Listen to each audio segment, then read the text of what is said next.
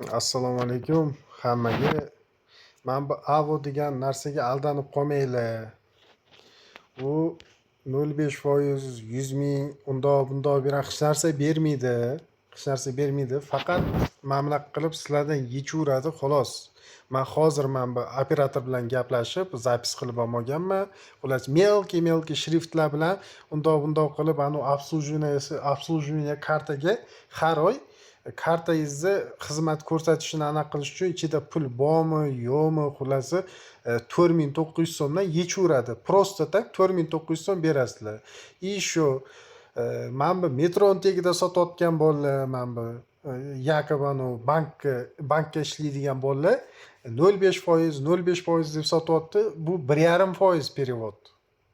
Bu yerda mana bu kartada 1,5% перевод, еще 180 mingdan ko'p pul tashiydigan bo'lsanglar, o'tkazib beradigan bo'lsanglar, mana 200 ming pul o'tkazinglar, mana bunaqa narsa keladi sizlarga. Mana внесите задолженность, mana 180 mingdan ko'p o'tsa, mana shunaqa pul keladi. Mana sizni mana 26,700 so'm bankdan qarzingiz bor. O'sha qarzingizni to'lab qo'ying deb turib, mana bank mana pogасите долг перед банком deb turib, mana bunaqa narsa. Siz bankdan уже avtomatik 26 bu necha foiz bo'lib ketadi shunda hozir? 1,5% o'tkazganingizga olsa, masalanda, mana 100 mingga 1,5 ming ichadi. 180 ming, 200 ming so'm pul o'tkazsangiz 3 ming ichadi. Buni qo'shasiz, o'shanga mana 30,700 so'm sizdan pul yechib oladi. O.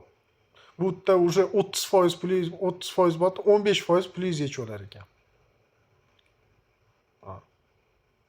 15% перевод uchun pul yechadi. Buni mana pul so'masidan hozir yopadigan bo'lsangiz, eng qizig'i, qarang, men anaqa qiling, shoshib ketyapman. Просто men bu kartani yopadigan bo'lsam, mana menga kerak emas dedim-da, men operator bilan gaplashdim, полностью menga kerak emas kartang. Men bunaqa 30 ming har oy men masalan 4 million anaqa qilib расход qiladigan bo'lsangiz, men bunaqa 30 ming har oy berib yura olmaysiz. Buni yilga ko'tartiradigan, просто tak hech narsa qilmasdan siz перевод mana klikda, paymida bunaqa narsa yo'q-ku. Перевод qilib beryapsiz odamlarga, u sizdan mana bunaqa davay, sen mana oldimda qarzing bor deb turib, men 27 ming pul yechib olmaydi-da sizdan. Sizdan перевод uchun 1% yechadi, klik. Men 1,5% yechadi, еще mana bunaqa narsa keladi sizga. 20 har oy pul o'tkazsangiz 200 mingdan ko'p har oy shunaqa narsa kelar ekan. Endi eng qizig'i, menga bu narsa kerak emas dedim operatorga. Menga bu narsa kerak emas, menga bunaqa narsalarni tushuntirmagan.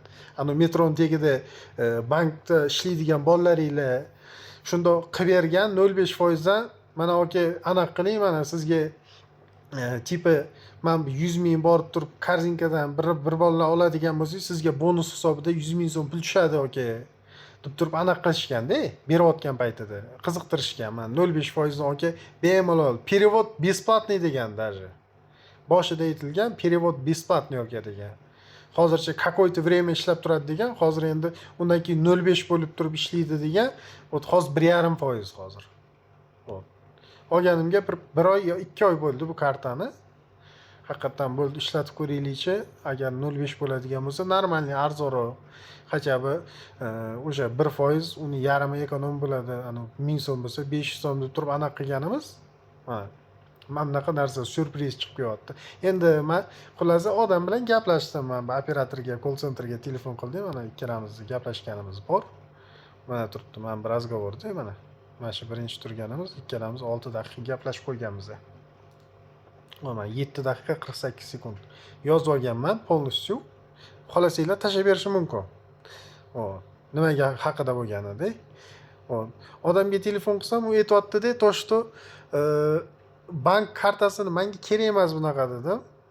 Xullas, menga pul solsangiz ham, pul solmasangiz ham endi farqi yo'q. Bu mana оформить qilingan siz nomingizga, mana Gafur aka yoz chiqib turibdi. Siz nomingizga оформить qilingan. Menga pul solmayman, hech narsa solmayman desam, farqi yo'q deyapti. 5 mingdan, как положено, oyda men 26,700 so'm yechilmaydi. Tak как siz hech kimga перевод ham qilmaysiz, siz hech kimdan pul olmaysiz-ku.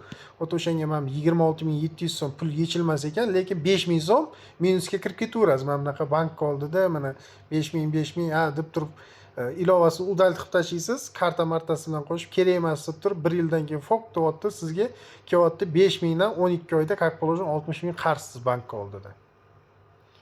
Просто o'zingiz bilmaysiz 60 000 qarzingiz borligini. Menga bunaqa narsa kerak emas, yopib yuboraylik desam, bu kartani yopish o'zi problema ekan. Endi yopish uchun zakrit kartu yopish uchun men 59 000 pul o'tkazishim kerak ekan. 59 000 men 26 700 so'm xulasi shu bilan mana 59 000 so'm pul o'tkazishim kerak ekan. Mana yozilib turibdi, ko'rasizmi? Mana karta oplotasi uchun 59 000 so'm pul o'tkazildi. Hozir bunga pul tashlaysiz. Mana men bu 59 000. Undan keyin men zadoljenность bor. Mana qarzim bor ekan meni 26 700 so'm. O'sha bilan 79 86 000 so'm pul tashlashim kerak kartaga. Buni yopish uchun 2 oyning ichida ito 1,5% dan как положено komissiyasini yechgan. Har oy 5000 so'mdan ito yechgan, obслуживание deb nima obслуживание qildi? Men bilmayman. Menga masalan istoy hech narsasi kerak emas bularni.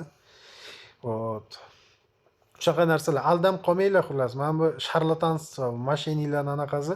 Men shunda Sentrbankka ariza qoldirdim. Ular ham qaraydimi, qaramaydimi bilmadim.